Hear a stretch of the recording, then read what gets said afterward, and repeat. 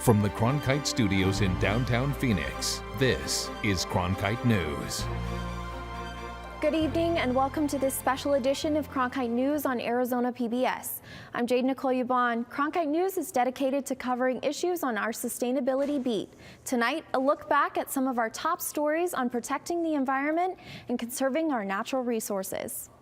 Rainfall from Tropical Storm Rosa continues to soak the state as flood watches go through tomorrow morning in certain parts of Arizona. We've seen record amounts of rainfall today, making it the fourth wettest October in Phoenix history, just 2 days in. Cronkite News reporter Holly Bernstein visited schools closed due to flooding today across the valley.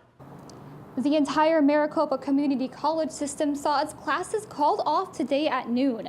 And at least 3 Valley Middle Schools saw their classes canceled today as well. But schools aren't the only ones impacted by the storm. Flooded intersections are making it difficult for drivers to safely commute. And one car business says some of its cars are submerged slightly in the water.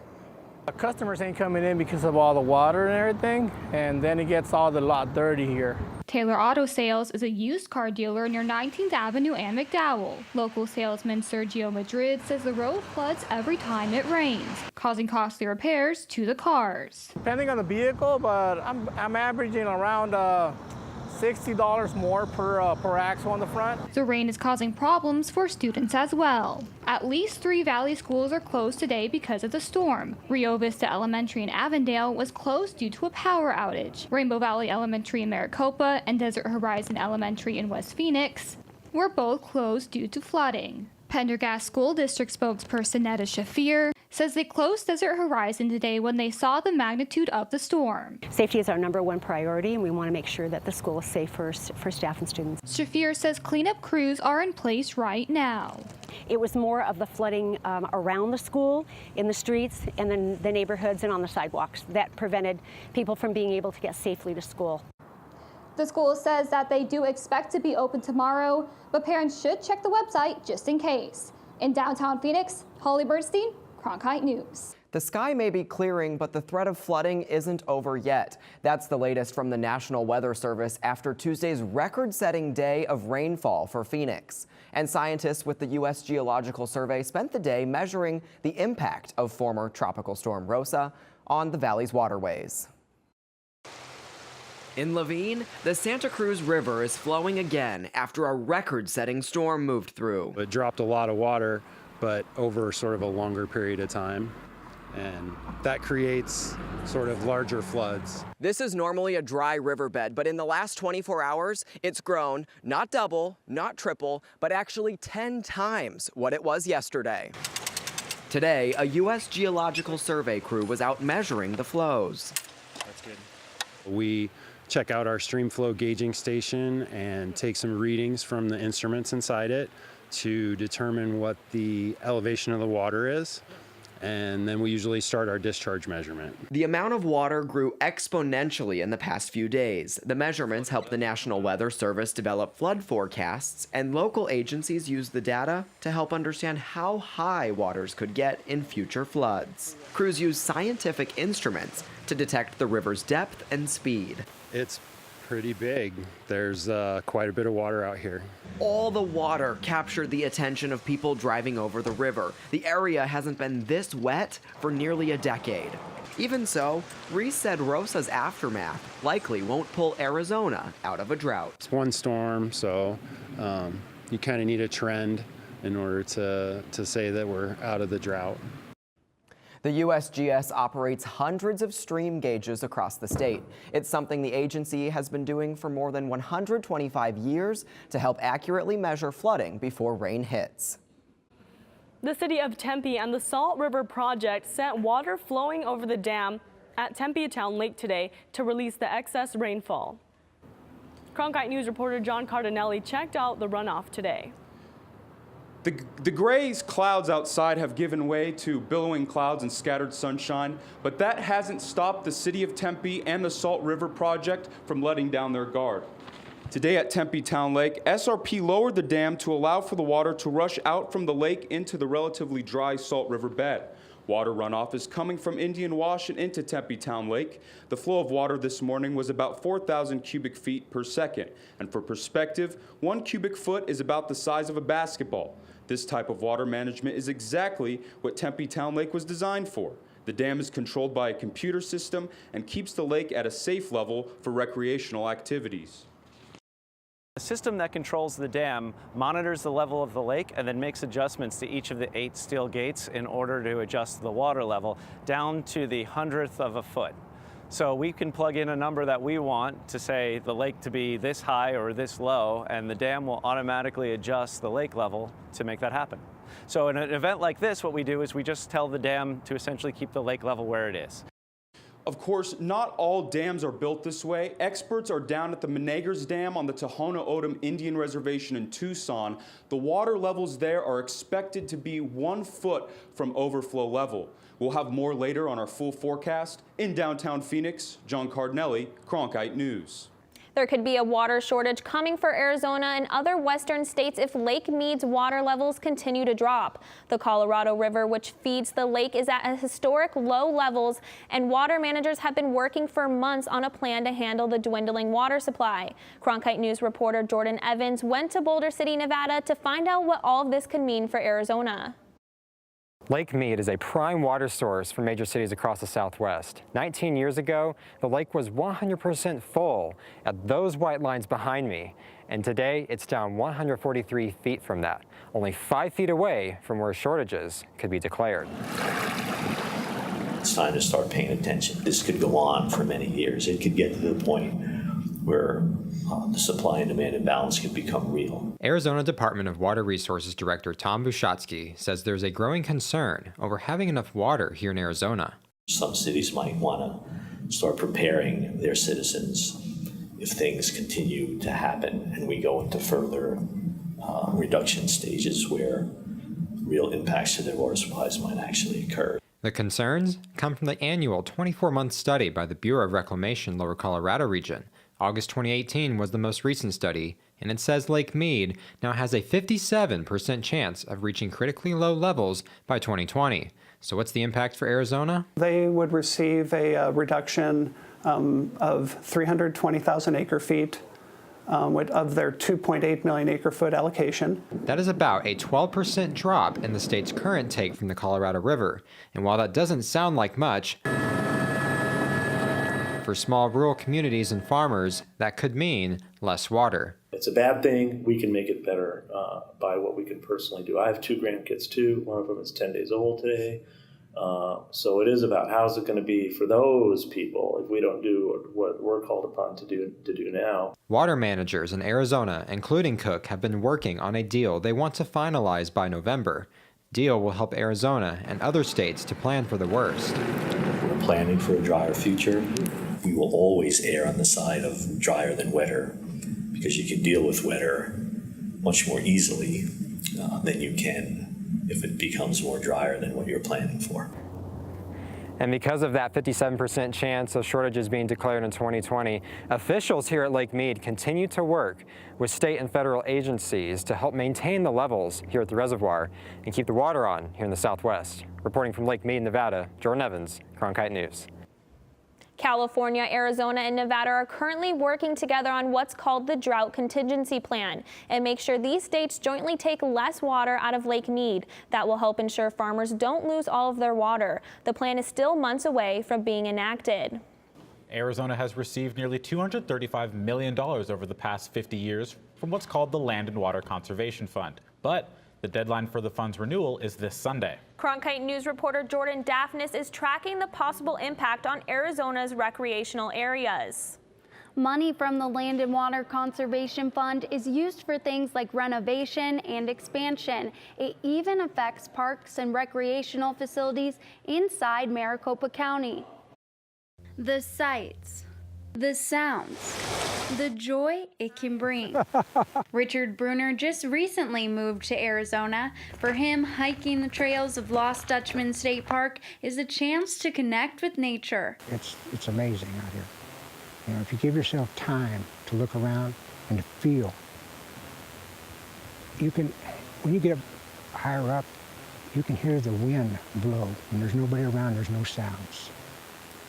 The Land and Water Conservation Fund was established in 1965 to provide funding to state parks like Lost Dutchman. But you don't have to go far to see the fund at work. For example, El Dorado Park in Scottsdale. LWCF funded to build this lake. And this lake is stocked with fish, which allows people to have a community fishing opportunity and brings another dynamic to a park. The fund even goes towards recreational facilities like Tempe Sports Complex. And this money doesn't come from taxpayers. Earnings from offshore oil and gas are used to generate the fund. Arizona Democratic Congressman Raul Grijalva supports legislation to reauthorize the fund. Without this bill, you would not be able to expand, enhance, or create new recreational park opportunities. The consideration 502 permanently reauthorization of land and water conservation. Utah Republican Congressman Rob Bishop has long advocated for states to be in control of federal land. He wants more money to come from the fund for states to use. It's not perfect in my mind, but it is good, and it's an improvement. Grijalva and Bishop have been at odds over plans to reauthorize the fund, but earlier this month, they reached a compromise. For veteran and advocate Garrett Reppenhagen, public lands are more than just a place to visit. They are an escape from the memories of war. When I came home as an Army sniper, I came back to my mother's house in Green Mountain Falls, Colorado, and her backyard is Pikes Peak and Pike National Forest. And almost instinctively, I grabbed a sleeping bag, a water purifier, and a fishing pole, and left to the woods. And I think that experience saved my life. Reppenhagen and a colleague stopped in Phoenix as part of a nationwide tour earlier this year, advocating for the fund to be permanently renewed. The bill to reauthorize the Land and Water Conservation Fund has bipartisan support from 232 House members. It still has to pass through the House and Senate before Sunday. Even if it expires, Arizona will still receive $2 million for outdoor recreation and conservation projects. In the Broadcast Center, Jordan Daphnis, Cronkite News. When you visit, say, the Grand Canyon, roads, bridges, and water pipelines are just a few of the things needed to make sure your visit is pleasant. And sometimes they need repairs. As Cronkite News reporter Jordan Evans reports, U.S. Secretary of Interior Ryan Zinke visited the park this weekend to see some of those things that need not to be fixed just here in Arizona, but in parks across the nation. The Grand Canyon is one of the nation's most popular parks for tourism. From the scenic views to the lodging to the guided tours, the Grand Canyon generated about $900 million in economic benefits just in 2016. But now, national parks across the nation are needing about $12 billion for infrastructure and facilities. With 330 million visitors to our park system, 7 million visitors here, our parks are being loved to death. Secretary of Interior Ryan Zinke took a bus along the south rim of the Grand Canyon Saturday. He stopped to see some of the areas that need to be fixed. Those include historic cabins and a water treatment plant, as well as the Trans-Canyon Pipeline. It's time for America to step up and let's rebuild our parks to make sure we have the same experience for the next generation. Here at the Grand Canyon, this park needs about $330 million to fix maintenance that's been deferred. That's only a small part of the nearly $12 billion needed to repair all of the national parks. Deferred maintenance is maintenance that hasn't happened to buildings, assets, roads, utilities that needs to be done, but because of various reasons, whether it's budget or time, hasn't happened, and it leaves buildings and assets in poor condition. The opportunity we have today is funding that may come our way and be able to raise the profile of that topic and fund those projects that need to be done. That funding could come through competing plans in Congress, which would provide billions of dollars to the National Park Service to make repairs. National parks in Arizona alone need $531 million. California needs the most at $1.8 billion. So one way to help curb that demand is for the community to get involved. I heard that number and I was shocked. I was like, wow, this is why volunteers come. This is a perfect opportunity. We need volunteers to come out and do things like this and to help lower our backlog maintenance. And it's things like painting a building or fixing a fence, just little things like that anyone can come out and do. But volunteers are only part of the solution. Some projects need paid contractors and engineers. So one plan currently in the U.S. Senate would develop federal lands for all sources of energy. That has some people concerned about the negative environmental impacts and accusing Zinke of supporting corporate interests. Most of what he's done is undermining, public lands and being on the side of oil and, extractive industries. So I think, there needs to be more done to be protecting these lands and not to be selling them out for profit. But Zinke disagrees. Money coming from renewable or non-renewable energy developed on federal lands would go a long way to taking care of long overdue maintenance projects. The underlying proposition is this: if you're going to create wealth and energy on public lands, then I think you also have an obligation to fund our public lands in perpetuity. And there is more than one proposal in Congress to address this multi-billion-dollar park backlog.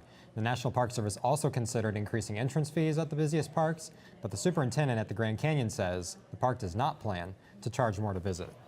Hot Shots are known as an elite team of firefighters, but now an upstart league hopes the name will also evoke a new football team. The Arizona Hot Shots of the Alliance of American Football League begin to play next year, and Cronkite News reporter Matt Lively spoke to team executives today. 19 Granite Mountain Hotshots lost their lives in the Yarnell Hill fire southwest of Prescott in 2013, the most firefighters to die in a single incident in the United States since 9/11. So the name Hotshots has special meaning for Arizonans. Carl Gerke, a planning specialist with the Arizona Department of Forestry and Fire Management, thinks giving the name Hotshots to a football team can help shine a spotlight on those who risk their lives fighting wildfires. I mean, it would be cool if they, offered actual shot crews to come down and, some of the sidelines or do something like that, participate in some of the activities. That would be neat. It's good that they named them after some firefighters, remember the Yarnell 19, things like that. Team President Scott Burbaker said that while no partnership exists yet between the Hotshot firefighters and the football team, he hopes to put something together soon. These guys are kind of the Navy SEALs of firefighters.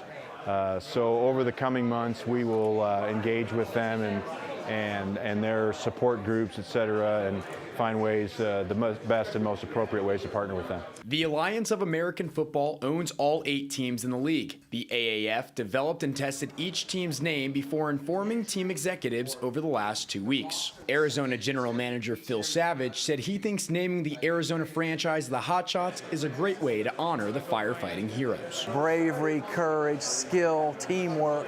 I mean, they're all things that carry over from what the real hotshots do versus those that are football hotshots. What an honor and what a tribute it is to these 100 elite units of firefighters across the country and then obviously here in Arizona. Cronkite News spoke with fire department chiefs in both Prescott and Yarnell. Prescott Chief Dennis Light said they weren't consulted about the team name, but he said as long as they use Hotshots in an honoring and respectful way, he won't take any offense. Yarnell Chief Ben Palm told us that he hopes the team isn't attempting to make profits off the Hotshots, but does not directly oppose the name. In the broadcast center, Matt Lively, Cronkite News. You might start to see a new campaign for a persistent problem along Arizona's freeways, litter. It's costing taxpayers hundreds of thousands of dollars more this year to keep roads clean. A mattress, a tire, and scrap metal. These are just a few of the things you may see driving along Arizona's freeways. Don't secure your mattress with your arm.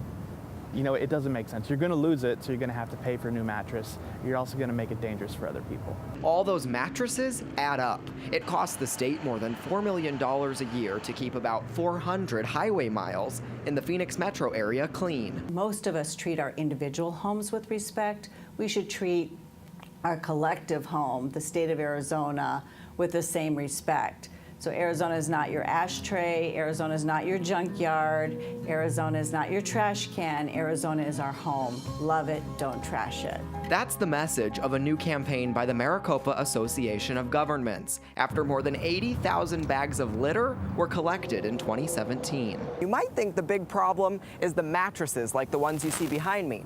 But actually, officials say the big concern is trash only the size of my pinky. Cigarette butts are one of the most common types of litter, but they're small and hard to get rid of. Cigarette butts have 165 poisonous chemicals in them, so that can leach down into the water supply, which can impact health and the environment. The Maricopa Association of Governments says survey results showed a large increase in the number of people who threw out cigarette butts. We live in the Sonoran Desert, which is one of the most beautiful and unique places in the entire world. So we want to love it and cherish it and not trash it. Officials told me all this litter adds up to about 855,000 pounds a year. If you see someone littering, you can report a violation at don'ttrashaz.com. The stretch of ocean between California and Hawaii is full of plastic. It's known as the Great Pacific Garbage Patch. Each year in California, there's a day-long effort to clean up beaches and keep this trash from going into the ocean. Emily Four reports on one cleanup effort in Santa Monica from our Los Angeles bureau. So actually my wife made this for me, and she had a lot of fun doing it. This is some of the things that we pick up. Art Salter's garbage-pinned hat reflects 10 years of coming out to the Santa Monica Pier North to pick up trash on the coast. We have bottle caps, and we have paper cups and plastic straws and plastic spoons that instead of putting them in the trash can, they just leave them on the sand. Salter became involved in ocean preservation 10 years ago. That's when he noticed trash during a trip to the beach with his family. He's been leading Heal the Bay's Santa Monica Pier North cleanup site ever since.